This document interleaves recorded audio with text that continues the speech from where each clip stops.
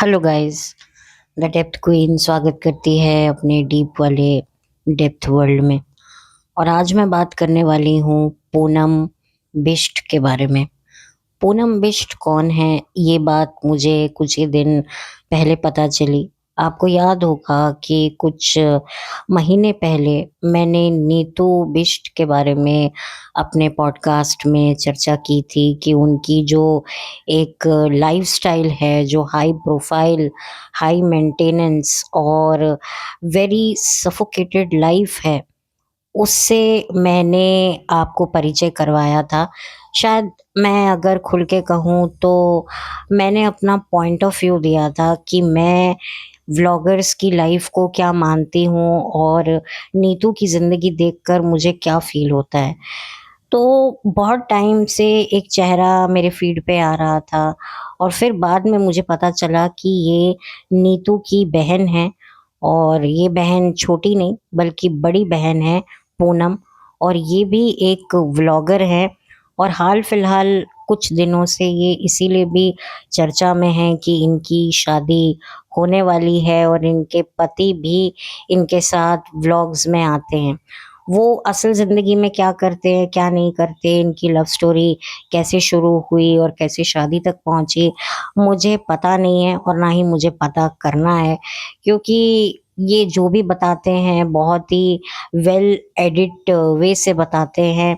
और इतना कुछ हमने देख लिया है बीते सालों में, इतनी लव स्टोरीज सुन ली हैं और फिर बाद में जो उनके परिणाम निकल कर आते हैं तो सच में हैरानी होती है। और कहीं न कहीं अपने आप पर ही शर्म आती है कि हम कितने बड़े चूँ-चाँ-चे थे, जो चंद मीठी-मीठी बातें सुनकर कैसे फँस जाते हैं, अपना वक़्त, अपना सब्सक्रिप्शन इनके नाम कर देते हैं और इनकी ज़िंदगियों से जुड़ जाते हैं। और इन्हें चाहिए होते हैं व्यूज़ और हमें चाहिए होता है इनसे एक इमोशनल कनेक्शन, जिसका ये पहले तो बहुत ही हाँ जी, हूँ जी, प्यार मोहब्बत से बड़े-बड़े मीठे-मीठे वादे करके प्लीज़ सब्सक्राइब कीजिए, लाइक कीजिए, कमेंट कीजिए। फिर बाद में जब पब्लिक इनके साथ एक इमोशनल कनेक्शन बना लेती है, फिर इनके जो भी जलवे दिखाई देते हैं व्लॉग्स में, उसके अकॉर्डिंगली ये लोग कमेंट करते हैं। कभी-कभी कुछ कमेंट काफ़ी कंस्ट्रक्टिव होते हैं, क्रिएटिव होते हैं और कभी-कभी एक फैमिली की तरह इनको सजेशन दिया जा रहा है कि भई ये जो आपने आउटफिट पहना है, ये सच में अच्छा नहीं लग रहा है। हो सकता है कुछ लोगों के शब्दों के चुनाव थोड़े रैश हो सकते हैं, लेकिन ज़्यादातर लोगों का यही कहना होता है कि जो आपका जो एक ओकेज़न है, इतना स्पेशल ओकेज़न है, उस ओकेज़न के अकॉर्डिंगली ये ड्रेस मेल नहीं खा रहा है। और हाँ, कुछ लोग होते हैं कि भई अगर आपका कोई और family member already vlogging profession में है, तो थोड़ा-सा लोग तर्क-वितर्क करने लगते हैं, थोड़ा 2 का 2 5 करने की कोशिश करते हैं, जहाँ पर पूनम के साथ भी यही हो रहा है। एक्चुअली हुआ ये है कि पूनम की हाल ही में ही सगाई हुई है और जो सगाई के वक़्त जो इन्होंने ड्रेस पहना है, उसको बहुत ज़्यादा लोगों ने ट्रोल किया है और सच में मुझे वो ड्रेस देखने में भी अच्छा नहीं लग रहा था। वो बात अलग है कि बाद में इन्होंने बताया कि जहाँ पर हमने इस ड्रेस को ट्रायल किया था, जिस शॉप से हमने बाय किया था ट्रायल करके, वहाँ के जो कर्ता-धर्ता थे, उन्होंने मुझे बहुत ही अच्छे से ड्रेस टाई किया था, जिसकी वजह से उसकी फिटिंग से लेकर के, लेंथ से लेकर के, जो भी फ्लो वगैरह बहुत ही परफेक्ट लग रहा था। लेकिन जब बनकर, रेडी होकर, ऑल्टर होकर, ठीक-ठाक होकर, जो भी प्रक्रियाएँ होकर, गुज़र कर वो ड्रेस जब हमारे पास में आया, तब जब मैंने उसको पहना तो ऑब्वियसली जिस तरीके से उन लोगों ने मुझे ड्रेस को पहनाने में हेल्प की थी, जिस तरीके से ड्रेस टाई की थी, वैसा टाई हो नहीं पाया उस फिटिंग के साथ, जिसकी वजह से ड्रेस जो है उस फ़ॉर्म में नहीं आया जिस फ़ॉर्म का वो चाह रही थी। और उन्होंने ये भी बताया कि उन्होंने सिलेक्ट तो कुछ और किया था, लेकिन टाइम के अभाव के चलते, क्योंकि उस ड्रेस को बनने में बहुत वक़्त लगता, तो हमने थोड़ा-सा कॉम्प्रोमाइज़ किया और थोड़ा-सा एक्सपेरिमेंट किया। वो ये भी बोल रही हैं कि ठीक है, मुझे कोई फ़र्क नहीं पड़ता, लोग मुझे ट्रोल कर रहे हैं और मेरी बहन को ले रहे हैं। बहन को कह रहे हैं कि भई बहन ने खराब किया जानबूझकर, तो नहीं, मेरी बहन को कुछ मत बोलो, मुझे किसी ने ज़बरदस्ती ये ड्रेस नहीं पहनाया, मैंने अपनी मर्ज़ी से सिलेक्ट की है। देखिए ठीक है, ये अपनी बहन के लिए स्टैंड ले रही हैं और लेना भी चाहिए। लेकिन क्या होता है ना, जब आपकी एक बहन एक फ़ैशन आइकॉन की तरह अपने व्लॉग्स में दिखती हैं और इनफैक्ट ये इन्हीं के सब फंक्शंस में, रिचुअल्स में इतनी परफेक्ट बन-ठन के घूम रही हैं, तो हर कोई ये एक्सपेक्ट करता है कि यार जब बहन इतनी बड़ी फ़ैशनिस्टा है, इतना फ़ैशन के बारे में उसको पता है, यहाँ तक कि जब उसके खुद के देवर की शादी हो रही थी, तो वो दुल्हन की टक्कर की लग रही थी। मतलब इतना सज-धज के एकदम, मतलब नेक्स्ट दुल्हन ही जो है नीतू लग रही थी। तो फिर अपनी बहन को उसने गाइड क्यों नहीं किया? तो अब इन्होंने इस बात की तो क्लैरिटी नहीं दी। इन्होंने बस इतना कहा मेरी मर्ज़ी है, मैंने किया, मैंने पसंद किया, मुझे किसी ने ज़बरदस्ती नहीं किया। बट इन्होंने ये नहीं बोला कि भई मेरी बहन ने मुझे एडवाइस किया था, लेकिन मुझे तब ये चीज़ सही लग रही थी, तो मैंने ये नहीं करी, मुझे लगा ये सही लगेगा। और उस वक़्त लाइटिंग में जहाँ से हमने ये गाउन बाय किया है, वहाँ की लाइटिंग्स भी डिफरेंट होती हैं। और जिस तरीके से उन्होंने मुझे बाँधा था, वो इतना फिट आया था कि मुझे फिर कोई और पसंद आया ही नहीं। तो ये कह सकती थी, लेकिन मैंने इनका पूरा 8-9 मिनट का वीडियो इन्होंने बनाया। ये एक तरीके से रैंट वीडियो था, लेकिन काफ़ी कंट्रोल कर के, क्योंकि इनको भी पता है कि आगे इनकी ज़िंदगी में बहुत बड़ा कंटेंट आने को है। भई व्लॉगर्स की ज़िंदगी में जो भी होता है, वो कोई ओकेज़न, फेस्टिवल, मातम नहीं होता, बल्कि वो कंटेंट ही होता है। और ये मैं खुद से नहीं कह रही हूँ, ये इनकी खुद की हरकतों के चलते मैं कह रही हूँ। तो और ये भी चीज़ मैंने देखी है, जब से आप रील्स आपको इनकी रिकमेंड होती हैं और आप देखने लगते हो, तो बार-बार फिर इनकी पुरानी रील्स भी आपको सजेशंस में, फीड में आ जाती हैं। तो आप देखते हो कि भई कैसे ये शॉपिंग कर रही हैं, कैसे ये घर से निकल रही हैं, हर एक छोटी-छोटी चीज़ ये कैमरे पे शेयर कर रही हैं। भई इनके वुड बी हस्बैंड ने इनको जो है सगाई के बाद क्या तोहफ़ा दिया, वो भी दिखाया जा रहा है, या इनके जो रिलेटिव्स थे उन्होंने क्या तोहफ़ा दिया, उसका भी व्लॉग बन रहा है। मतलब कि देखो, एक शादी जो होता है, मैं एक लड़की के पर्सपेक्टिव से बात करूँ, तो बहुत ही एक स्पेशल मोमेंट होता है और कहा जाता है कि ये लड़का और लड़की का गोल्डन पीरियड होता है, क्योंकि दोनों तरफ से इम्पोर्टेंस मिल रही होती है। अब आप ये बताइए कि ये इनका गोल्डन पीरियड चल रहा है और उसमें ये कैमरा ले लेकर उस पीरियड को फ़ील करने के बजाय, उसको एन्जॉय करने की बजाय ये इसे शूट करने में लगे हैं। तो कहाँ वो इमोशन ये एन्जॉय कर पा रहे होंगे। इनको तो बस ये चीज़ दिखानी है, ये चीज़ छुपानी है। मतलब कि जो एक मोमेंट होता है, जो एक एक्साइटमेंट होती है, वो मुझे कहीं भी नहीं दिखी है। मुझे एक स्ट्रेस दिखा है। ऑफ़ कोर्स दुल्हन पर एक स्ट्रेस होता है, एक अच्छा लगने का स्ट्रेस होता है कि मैं सबसे बेस्ट दिखूँ, मैं सबसे स्पेशल दिखूँ, ये मेरा दिन है, ये मेरा मोमेंट है, ये मेरा और मेरे बंदे का मोमेंट है, ठीक है? तो ऑलरेडी वो स्ट्रेस्ड होती है, वो एक्साइटेड भी होती है, वो नर्वस भी होती है कि चंद दिनों की मेहमान है वो अपने घर पे। तो बहुत सारे मिक्स इमोशंस के साथ वो ऑलरेडी जी रही होती है, और ऐसे में कैमरा ले लेकर कहीं भी जाना है, भई आप अपनी मॉम के साथ शॉपिंग जा रहे हो, सिस्टर के साथ जा रहे हो या फियांसी के साथ जा रहे हो, अब हर जगह कैमरा। और इनकी तो पूरी की पूरी टीम रहती है, कोई कैमरा लेके घूम रहा है, कोई कहीं से शूट कर रहा है, और एक-एक कैमरामैन नहीं होता, 2 होते हैं। एक यहाँ से एंगल ले रहा है, एक वहाँ से एंगल ले रहा है, एक यहाँ साइड से शूट कर रहा है, फिर एडिट होगा। मतलब इतना स्ट्रेस, माय गॉड! ये क्या करते हैं? तो इसी वजह से मुझे इनके कोई भी इमोशन के साथ अब मैं इमोशनल अटैच्ड नहीं होती हूँ। पहले मुझे सच्चा लगते थे, जेन्युइन लगते थे, लेकिन अब मुझे ये बहुत ज़्यादा फेक लगते हैं, क्रिएटेड लगते हैं। इनको चाहिए कि भई हमें शादी करनी है, हमें एक बड़ा इवेंट प्लान करना है, उसके लिए हमें चाहिए पैसा। तो उसको कमाने के लिए फिर हमें जो है ये सब दिखाना पड़ेगा, लोग देखेंगे शादी की क्या-क्या शॉपिंग होती है, क्योंकि लोगों को आज भी ऐसी चीज़ें देखने में बड़ा मज़ा आता है।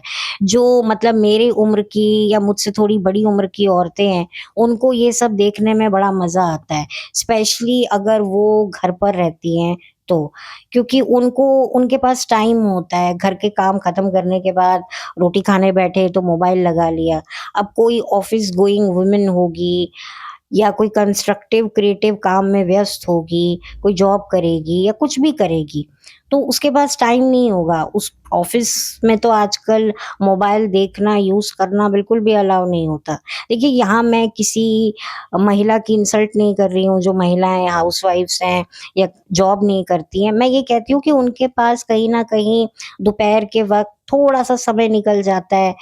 कुछ होती हैं महिलाएँ जो अभी भी खुशनसीब महिलाएँ जो फ़ोन से अभी भी अपरिचित हैं, उनको फ़ोन चलाने में कोई इंटरेस्ट नहीं होता, तो वो सोचती है कि चलो थोड़ा लेट जाते हैं, थोड़ी कमर सीधी कर लें, फिर उठ के काम करना है। लेकिन आज की तारीख में जो है सबके पास मोबाइल है और सबसे ज़्यादा जो हाउसवाइफ्स होती हैं, उनको ये व्लॉगिंग देखने में इंटरेस्ट इस वजह से भी होता है कि उनको चाहिए होते हैं टिप्स। क्योंकि पहले क्या होता था, पहले मैगज़ीन्स आती थी जहाँ पर छोटे-छोटे नुस्खे आते थे या फिर बहुत ज़्यादा सहेलियाँ होती थीं, तो आपस में मिलती थी दोपहर के टाइम में, बैठ कर के एक-दूसरे से बाँटा करती थी, कुछ सलाह दिया करती थी, छोटे-छोटे नुस्खे या दादी, सास, नानी, तो पहले का कल्चर और होता था। तो अब क्या है, जो भी ये नुस्खे, ज्ञान, ये डीआईवी क्या बोलते हैं, डीएवाय क्या बोलते हैं, जो भी है, मतलब ये छोटे-छोटे जो नुस्खे जो घर बैठकर आप जो हैं क्रिएटिविटी कर सकते हैं। पहले हमारी दादी, नानियाँ खुद अपने दिमाग से करती थीं और फिर वो सलाहें, वो ज्ञान अपनी पोती, नाती, दोती को देती थीं या कोई पड़ोस की लड़की है तो उसको दे दिया।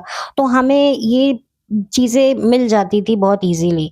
लेकिन अब जो है हमें सोशल मीडिया पे ज्ञान, ये घरेलू नुस्खे तो बहुत मिल जाते हैं। पहले के टाइम में तो स्पेशल किताबें लिखी जाती थी, दादी के नुस्खे इस तरह से, तो वो औरतें खरीदती थी कि चलो जिसकी दादी-नानी नहीं है, दूर हैं, संपर्क में नहीं है, तो चलो ये नुस्खे पढ़ के अपना काम निकलवा लिया।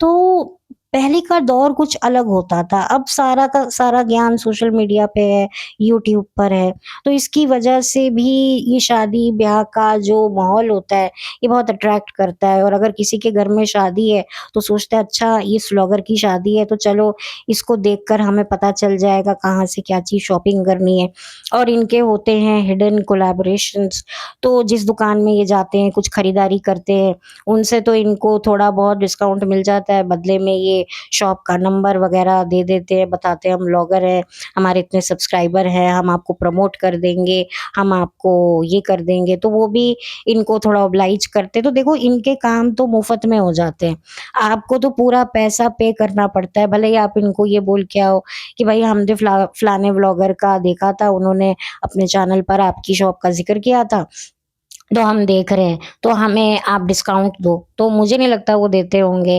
वो कहते होंगे भई अगर हम आपको डिस्काउंट देने लगेंगे, आपको अपनी शॉप तक लाने के लिए हमने उन व्लॉगर को डिस्काउंट दिया, तो अब आपको भी डिस्काउंट देंगे मैडम जी, तो हम क्या खाएँगे?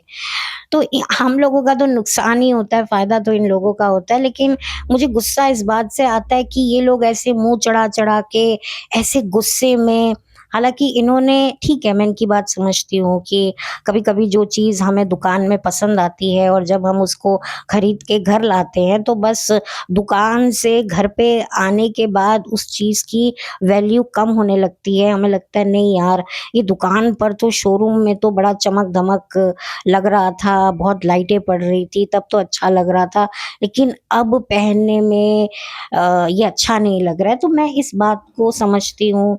ये उन्होंने कहा कहा कि टाई ठीक से नहीं हुआ था, गाउन ठीक से बंधा नहीं किसी से, क्योंकि इसको भी एक टेक्नीक होती है, वैसी टेक्नीक नहीं आती। जो हेयर स्टाइलिश थी, वो भी जितना आपको कर पाती है अपनी समझ से, तो मैं वो सारी बातें समझती हूँ। लेकिन एक तरीका होता है, मुझे लगा इन्होंने काफ़ी कंट्रोल करके बोला है, जैसे कि ये एहसान कर रही हैं। भाई देखने में ही वो डिज़ाइन, किसी ने लिखा कि ये स्पाइडरमैन के जालों का ये कुछ आपने पहना हुआ है, क्योंकि भई मतलब एक व्लॉगर से तो हर कोई ये एक्सपेक्ट करता है, और शायद व्लॉगर्स को टक्कर देने के लिए हम आम लोग भी अपने घरों में, शादियों में, फंक्शंस में, चाहे खुद का हो, चाहे हमारे आस-पास का हो, हम लोग बेस्ट पहनते हैं कि भई उसकी फ़ोटोज़ आएँगी और सोशल मीडिया पे लगाएँगे, तो हमें भर-भर के अच्छे लाइक्स और कमेंट आएँगे। आजकल तो जो चीज़ होती है वो सोशल मीडिया के लिए होती है, भले ही आप व्लॉगर हो या ना हो। तो ये तो व्लॉगर हैं, ये तो इन्फ्लुएंसर हैं, और सच कहूँ तो ये इन्फ्लुएंसर सिर्फ़ नाम के इन्फ्लुएंसर हैं, ये करते वही हैं जो सब करते हैं। बट फिर भी इनको इन्फ्लुएंसर का टैग दे दिया जाता है, क्योंकि इनके सब्सक्राइबर होते हैं और उन्हें देखकर वो हर चीज़ खरीदारी कर रहे होते हैं। जिस दुकान से इन्होंने कुछ खरीदा है, तो वो भी दुकान का नंबर वग़ैरह उसका स्क्रीनशॉट लेकर ये पहुँच जाते हैं, और ये कहते भी हैं व्लॉगर कि अगर आपको पसंद आ रहा है, तो आप स्क्रीनशॉट लेकर जो है आप वैसा बनवा सकते हो। तो इनको भी पता होता है कि दुनिया हमें फ़ॉलो करती है और ये चाहती है कि हम ट्रेंड सेटर बने, और इसके चलते ये इतना खर्चा करते हैं, और ये खर्चा यही सोचकर करते हैं कि जितना हमने खर्चा है उससे ज़्यादा मिलेगा अगर हमारी वीडियोज़ को अच्छे खासे व्यूज़ मिलेंगे। और जब इनको ट्रोलिंग मिलने लग जाती है, तब इनको ये लगने लगता है अरे यार, लोग कहीं अब चिढ़ ना जाएँ, लोग कहीं चले ना जाएँ, या कुछ लोगों को मौका ना मिल जाए हमारे जो सब्सक्राइबर हैं उनको इन्फ्लुएंस करने का। क्योंकि एक्चुअल में अगर कोई इन्फ्लुएंसर है ना, तो वो हैं हम पॉडकास्टर। क्योंकि हम जो विज़न पब्लिक को देते हैं, उस विज़न से पब्लिक को जागृति मिलती है कि अरे यार, हम कितना वक़्त बर्बाद कर रहे हैं, और यही इन व्लॉगर से आज की तारीख में बर्दाश्त नहीं होता, जिसके चलते फिर ये अपनी पीआर टीम को भिजवाते हैं और बोलते हैं, जाओ उस क्रिएटर की वीडियोज़ डिलीट करवा दो, ये करवा दो, वो करवा दो। अब ठीक है, सबको चैनल अपना बचाना है, सब मेहनत करते हैं, अपना बिज़ी शेड्यूल में से कुछ वक़्त निकाल के रिकॉर्ड करते हैं, फिर उसके बाद अपलोड करते हैं, और ये बहुत चैलेंजिंग होता है हम लोगों के लिए कि हम अपने पॉइंट ऑफ व्यू और अपने बोलने के अंदाज़ से जो हैं अपने लिए सब्सक्राइबर इकट्ठा करते हैं। ये व्लॉगर्स के पास तो बहुत सारे ऑप्शन हैं, खूबसूरती है, पति-पत्नी का ड्रामा है, बच्चा है, प्रेगनेंसी है, शादी है, डिवोर्स है। हम लोगों की ज़िंदगी में भले ही ये सब कुछ हो रहा होता है, लेकिन हम उसे दिखाते नहीं हैं। हम अपने घर के बच्चों को, बुज़ुर्गों को, खुद को कैमरे पर लाकर पैसा नहीं कमाते हैं। हम अपनी जो एक बुलंद सोच, बुलंद आवाज़ और बुलंद हौसलों के साथ आते हैं माइक में, और अपनी बात को बेबाकी से रखते हैं, और उसको दबाने के लिए ये बड़े-बड़े जो क्रिएटर्स हैं, वो हम लोगों के पीछे पड़ जाते हैं। मैं यहाँ अपनी बात नहीं कर रही हूँ, मैं यहाँ दूसरे पॉडकास्टर्स की बात कर रही हूँ। अब देखिए, सब लोग ठीक है, मैं किसी को ज़्यादा जानती नहीं हूँ, कुछ लोगों को मैं जानती हूँ, लेकिन फिर भी हम लोग एक ही उसमें हैं, एक ही कश्ती में हम लोग सवार हैं। हमारा काम है लोगों को जागृति देना अपने तरीके से, अपने किसी का तरीका बहुत अलग होता है, किसी का फ़नी वे में होता है, किसी का थोड़ा-सा फ्रस्ट्रेटेड तरीके से होता है। लेकिन मकसद तो सबके एक ही है ना कि यार बेवकूफ़ मत बनो, जागो ग्राहक जागो। हमारा भी यही मोटिव होता है, जागो सब्सक्राइबर्स जागो। लेकिन सब्सक्राइबर्स जागे या ना जागें, लेकिन ये क्रिएटर्स जाग जाते हैं, और ये अपनी पीआर टीम को भी जगवा देते हैं कि जाओ, जाकर उनको बोलो डिलीट करें। तो ये होने लगा है, और कहीं न कहीं अब लोगों को भी, जो सब्सक्राइबर्स हैं, उनको भी समझ में आ गया कि हमारी औकात 2 कौड़ी की है। जब इनको चैनल पर सब्सक्राइबर्स अपने बढ़ाने होते हैं, तब आप हमारी फैमिली हो, आप हमारा सब कुछ हो, और फिर बाद में जब इनको एक पर्टिकुलर सब्सक्राइबर मिल जाते हैं, तब ये तेवर के ज़ेवर पहनकर चमकाने लग जाते हैं। तो इससे पता चलता है कि हम लोगों का ही इनके साथ एक इमोशनल बॉन्डिंग है। इनका हमारे साथ में कुछ नहीं है और ना ही ये कुछ रखना चाहते हैं। ग्राहक और व्यापारी की तरह हमारा इनका रिश्ता है और इन हम तो फिर इनसे इमोशनली कनेक्ट हैं, हम इनके लिए दुआ वगैरह करते हैं, लेकिन इनको हमसे कोई लेना-देना नहीं होता है। ठीक है, सिर्फ़ कैमरा ऑन होता है तो चंद मीठी-मीठी बातें करके ये निकल जाते हैं, लेकिन जो हम जिस तरीके से इनसे दिल लगाते हैं, वैसी मोहब्बत ये हमसे नहीं करते हैं। क्योंकि इनके पास मोहब्बत करने को, लुटाने को बहुत लोग होते हैं और वो लोग भी इनको किस वजह से मिलते हैं? हमारी वजह से। क्योंकि हम इनको देख-देख कर इनके व्यूज़ बढ़ाते हैं, इनके जो बैंक अकाउंट में डॉलर्स दिलवाते हैं और जिस डॉलर की महक से इनके रिश्तेदार, पति-पत्नी, परिवार सब सूंघते हुए इनके पास आ जाते हैं। तो ये फ़र्क होता है। और एक चीज़ मुझे और भी बड़ी ख़राब लगती है इन क्रिएटर्स की, स्पेशली जो लड़कियाँ होती हैं कि भई शादी है तो महँगे-महँगे आउटफिट खरीदेंगी। कितनी लड़कियों को तुम प्रेरित करती हो कि वो अपनी हार्ड अर्न मनी या अपने फादर की हार्ड अर्न मनी, बहुत सारी लड़कियाँ होती हैं जो अर्न नहीं करती हैं, तो उनके फादर या मदर अगर अर्न करती है तो उनके पैसों को वो भी कहती हैं कि भई इतना इस क्रिएटर ने इतना पैसा देकर शादी की है तो मैं भी ये करूँगी। इनफैक्ट कुछ लड़कियाँ तो अपनी शादी पर इन क्रिएटर्स को, इन इन्फ्लुएंसर्स को बुलवाती हैं और ये मुफ़्त में तो आते नहीं हैं। मतलब चहुँ ओर से ये लोग सब्सक्राइबर को कितना नोचते हैं, कितना चूसते हैं। मतलब वही वाली बात है ना, मैं क्या बोलूँ? तो मुझे इन लड़कियों के लिए भी बड़ा बुरा लगता है और मुझे इन लड़कियों पे भी गुस्सा आता है जो इनकी ड्रेसेस देखकर पागल हो जाती हैं कि भई कुछ ऐसी लड़कियाँ हैं जो फाइनेंशियली इतनी अच्छी नहीं होती हैं, उनके पास इतने पैसे नहीं होते, ना घरवालों के पास होते हैं, तो वो आहें भरती रहती हैं। मतलब कितने लोगों का पैसा लुटवाते हैं ये व्लॉगर्स। भई शादी तुम्हारी है और एक बात बताइए, इतने भारी-भारी लहंगे, गाउन पहनने के बाद एक बार इंसान पहनता है, क्या उसके बाद कोई पहनता है? कौन-सा इन्फ्लुएंसर अपने कपड़े रिपीट करेगा? हर कोई सोचेगा कि मेरे हर ओकेज़न में मैं एक नए ड्रेस में सामने आऊँ, तो आम इंसान क्या करेगा? वो तो पहन ही नहीं सकता। आप खुद बताइए, आपने अपनी शादी या एंगेजमेंट पे कोई गाउन पहना है या खरीदा है पहनने के लिए, तो क्या आप उसको दोबारा से पहनोगे, कहीं रिपीट करोगे? भई आपकी बॉडी के साइज़ बदल जाते हैं, आपका टेस्ट बदल जाता है, फैशन बदल जाता है। मतलब कितना कुछ चेंज आ जाता है। इवन लड़के भी महँगी-महँगी शेरवानियाँ खरीद लेते हैं, भई फलाने एक्टर ने उस मूवी में पहना था। अरे भई, शेरवानियाँ सब पड़ी की पड़ी रह जाती हैं। मैंने तो कई ऐसी शादियाँ देखी हैं, जहाँ पर लड़के-लड़कियाँ ब्रांडेड डिज़ाइनर के कपड़े पहनते हैं, तलाक हो जाता है और वो गाउन फिर कहाँ के कहाँ चले जाते हैं। इतनी पैसे की बर्बादी, इतनी पैसे की बर्बादी, शोशेबाज़ी। मैंने देखा है ना, अभी मैंने कुछ शादियाँ देखी हैं और इतना पैसा लिटरली फूँकते हैं लोग अपने बच्चों की शादी पे और लड़के-लड़कियाँ भी खर्चे करवाते हैं। भई तुम्हारी गृहस्थी सही से चल जाए आज की तारीख में, यही बहुत बड़ी बात है। इतना पैसा, भई उस पैसे से तुम अपने कुछ शौक कर लो, तुम कहीं घूमने चले जाओ, कहीं मतलब एक अपनी एक सिक्योरिटी कर लो, बहुत तरीके होते हैं। भई तुम एक छोटा-सा गेट टुगेदर कर लो, हो गई शादी। इतने मतलब अरबों-खरबों पैसा तुम बर्बाद करते हो। किसके लिए? शादी के लिए, जो कितनी चलेगी तुम्हें भी नहीं पता।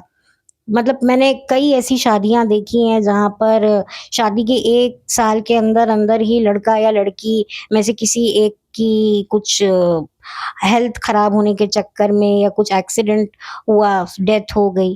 फिर आप देखिए, कोई ये सोचता ही नहीं है, हर सोचता है कि नहीं यार मुझे अपनी शादी में एन्जॉय करना है, एन्जॉय करवाना है। आजकल तो लड़का-लड़की खुद अपनी शादी में छगन बन के मगन होकर डांस करते हैं। मतलब कि पता नहीं रील्स के लिए एक रेड नहीं ग्रीन फ्लैग कपल बनने के चक्कर में कितने पैसे बर्बाद कर देते हैं और फिर उसके बाद ठीक है, कुछ टाइम तक लोगों को याद रहेगा, फिर उसके बाद क्या? तो भई मेमोरीज़ आपकी अपने लिए होनी चाहिए। और ये इन्फ्लुएंसर तो मतलब इतनी रील्स बनवा, कितना स्ट्रेस मुझे लगता है।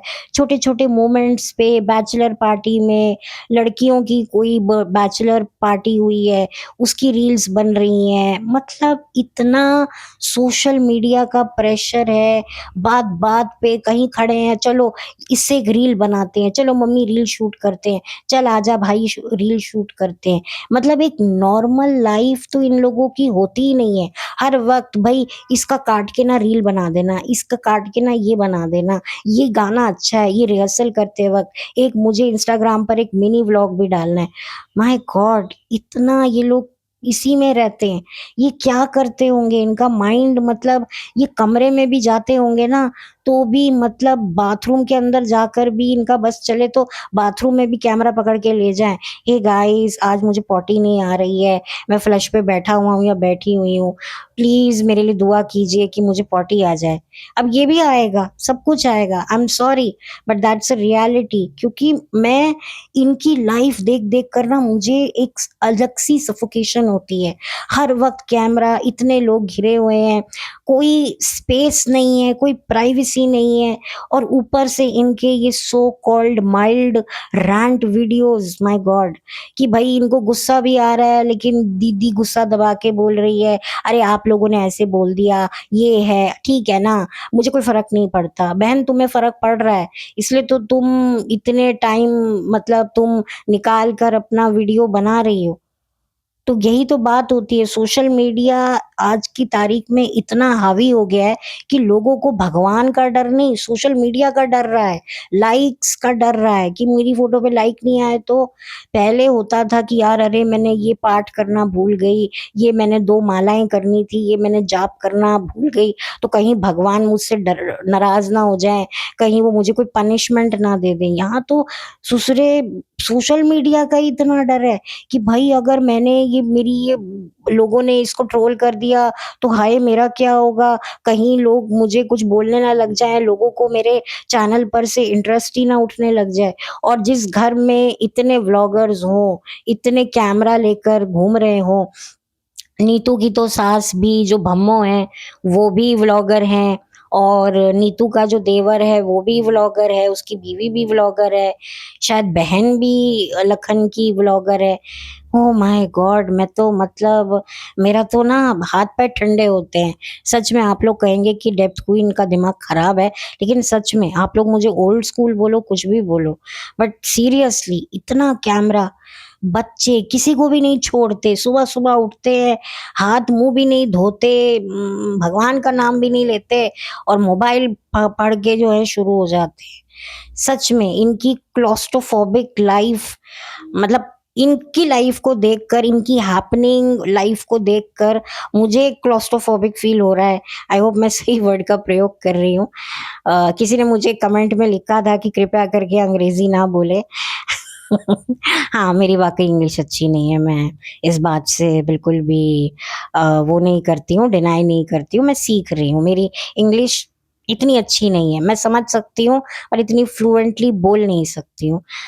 मुझे है इश्यू, तो ख़ैर ठीक है मतलब मुझे समझ में आता है लेकिन हमारे आस-पास इतना इंग्लिश का माहौल नहीं है और मैं खुद भी इंटरेस्टेड नहीं हूँ। तो इसमें मैं खुद को ही ब्लेम करूँगी। जो मैं हूँ, मैं वही बन के बात करती हूँ, लेकिन कभी-कभी थोड़ा-सा मैं भी ट्राई करती हूँ।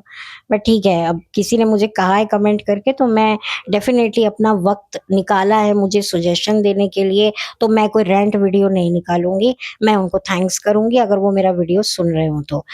तो बस मुझे यही बात कहनी थी कि भई इस तरह के वीडियोज़ आप कितनी लड़कियों का दिमाग खराब कर रही हैं, कितने लोगों का पैसा आप निकलवा रही हैं बैंकों से, लॉकरों से, ये इनको पता ही नहीं है। मैं यहाँ इनकी नहीं, उन तमाम ब्लॉगर्स की बात कर रही हूँ जो ऐसे ऑकेज़न्स को इन कैश करते हैं। ये तो पैसा कमा लेते हैं, थोड़ा-सा खर्चेंगे और दुगना कमा लेंगे और हम तो अपना समय भी खर्चेंगे, पैसा भी खर्चेंगे और हमको कुछ भी सुकून मिलने वाला नहीं है। सोचो, हमें इनको अब देखकर सुकून नहीं आता तो इनकी ज़िंदगी कैसी होती होगी? तो ये एक डिफरेंट टॉपिक पर मैंने थोड़ा सोचा कि मैं बात करूँ और पूनम को भी मैंने अभी हाल-फिलहाल ही, मैं इनके व्लॉग्स वगैरह देखती नहीं हूँ, लेकिन मुझे एक मिनी व्लॉग दिख गया सोशल मीडिया पे रील्स के माध्यम से। मैंने देखा, फिर मैंने सर्च किया कि भई इसने क्या गुड़-गोबर किया है? क्या इसके गाउन के साथ मसला हुआ है? तो उसको जानने के लिए मैंने देखा और मुझे लगा कि मुझे इस पर बात अवश्य करनी चाहिए। इसीलिए मैंने अपना वक़्त निकाल कर इनको थोड़ा वक़्त दिया और आप लोगों के साथ वक़्त बिताकर आप लोगों को जागृत करने की कोशिश करी। बाकी कोई हेट नहीं है, I wish her good luck और इनकी आने वाली नई ज़िंदगी के लिए मैं इन्हें पूनम जी को शुभकामनाएँ देना चाहती हूँ।